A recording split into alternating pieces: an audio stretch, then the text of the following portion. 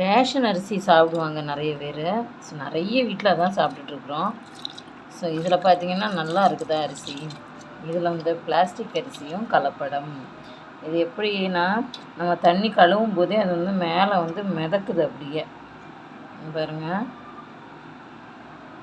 2 3 ஒட்டி இருக்கும். இதெல்லாம் வந்து செய்கிறது பிளாஸ்டிக்கில் அந்த மாவில் செய்கிறது. இது வெயிட்டுக்காக செய்கிறாங்களா இல்லை அரிசி தட்டுப்பாடு வந்துருச்சா நம்ம பூமியிலன்னு தெரியல.